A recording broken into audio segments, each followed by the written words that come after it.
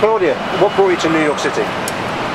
I think it was the curiosity of wanting to try a different world, a different country and a different culture, and the adventure and the challenge to yourself. I think you have to challenge yourself once in a while, and for me that was to embrace something different and see if I could survive in it. I think, you know, it's true what they say, if you can survive here, there's few places you can't.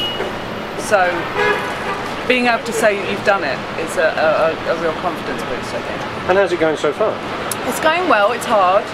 It's definitely hard. I definitely would say that the challenge is worth it, because it would have been a lot easier to stay at home. And so it's not like once you've done it, that's it, it's all roses. Every day is a slog, and there are days when I do seriously consider moving home. But I'm still here, and I'm still doing it, and if I haven't moved home yet, so I'm obviously loving it a lot. And it's definitely worth it. It's definitely worth it. I wouldn't have changed anything. So when you say it's a slog, is it the slog of auditions or even getting to an audition? The slog of getting to auditions and getting, yeah, that stuff. Also, surviving in the city is hard. And it gives you a real respect of what we have back home. I think there's a beautiful poem, and I can't even remember who it's by now, about, I think it's T.S. Eliot, about it's only when you go somewhere else and come back that you see the place you started at for the first time. The reason for travel, so it's something along the lines of the reason for going on a journey, the reason for travelling is to come back home and see home for the first time. And I think that's very true. I have a much different appreciation of Britain and where I've come from, having been away from where I've come from. So you recognise all the things that you're fortunate for a lot more. You also recognise a lot of the changes and a lot of the things about here that I would take, what I would leave, what works, what doesn't work, the differences in the people. In terms of what's difficult here, yes, it's just a much more cutthroat city and a much more challenging world where there's less of a sense of community than there is at home, and so it makes everything harder. But it also does make you feel, when you've achieved something, you really have achieved it. There's no giving here, so you've really achieved everything that you've achieved. You worked across the South Essex and the East London area. What did you learn in your training? What did and what you brought over here? That's a good question. I think that Essex has an enormous arts base, more than people appreciate now. I think there's a very common underestimation in Essex of the base of arts that we have there. When you actually start going into London, and certainly when you start moving internationally, you'd be surprised how many things have come originally from Essex, like specifically not even East London. It's just one of those pockets of talent and of hard work that people have never really connected it. So I think that's one of the things I have learned, is that I think I'm one of those people that didn't really appreciate it at the time.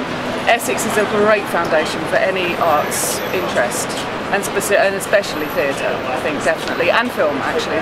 There's some film and some screen stuff going on there as well. There's a lot of writers there and a lot of talent there. So I think that gave me a lot. I think it certainly gave me a lot of connections. It gave me a lot of work actually. I worked a lot in Essex, almost as much as I did in London. The training was the best in the world, I think. I think the training in London definitely is the best in the world, and that filters out, because when you have people in London, those people who want to teach, they don't want to go far from London.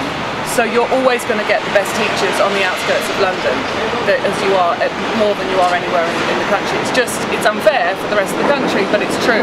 And so that's something that should never be underestimated about Essex. There's some amazing teachers in Essex, and agents, and managers, and casting directors. You moved to New York. Did you?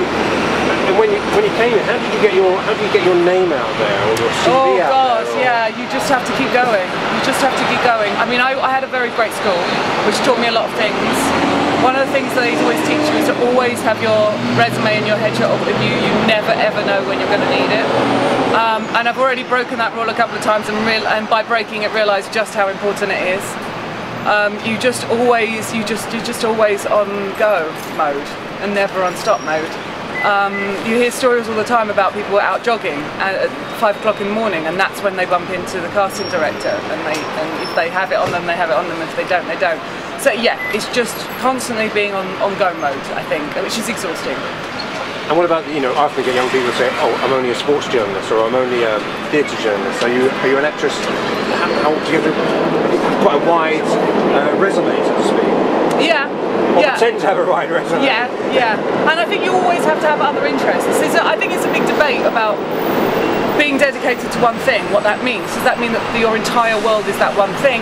Yes, and that can be great, and that can show how dedicated you are, but also at the same time, how much of a human being can you be if you only have one thing? So I think you always have to have your eyes open to the rest of the world, and then use that in what you're interested in. So if you're a sports journalist, you might be fascinated by sport, but guess what? There's things in life that relate to that, and that you can use in that. Things outside of that particular bubble. So I try as much as I can to be a wide human being and have other interests. It's hard though, but I do.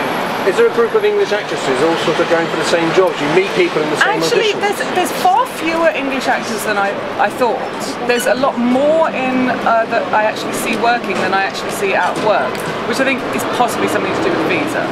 I'd like to say it's that all the English actors that come over here are successful, but I think it's that you can't be unsuccessful because otherwise you don't have a visa. So there is a pocket of actors that I know and that pop up, and yeah, but it's not taking me that long to know most of their names, which says a lot about how small the group is. So what's the next 2 months or next 18 months? How do you see it rolling out? Unfortunately, I have to do everything on pretty much a week-to-week basis, because I never know, and I have to always be ready for anything to happen. So right now, I only have a month before I go home for Christmas, so I'm working on that month. You have to be very careful about what you can do. It's all such a business. It's all a complete business. So I'm in a situation where I really can't, I'm restricted in what I can do in the next 30 days because I won't be here for the 20 days after that.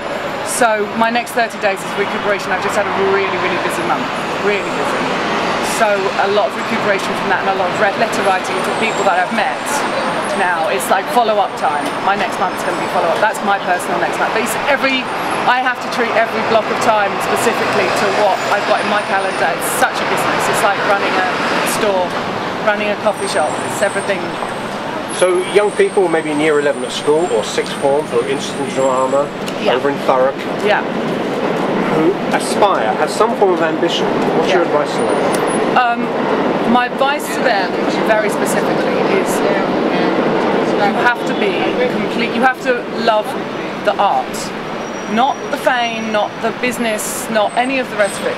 If you love the actual art and everything that comes with that, so not just acting, but also stagecraft, stage management, stage writing, or in screenplay writing, or there's so many technical jobs in screen that there's a lot of ways to be involved in that world without being in front of the camera. That's just as exciting.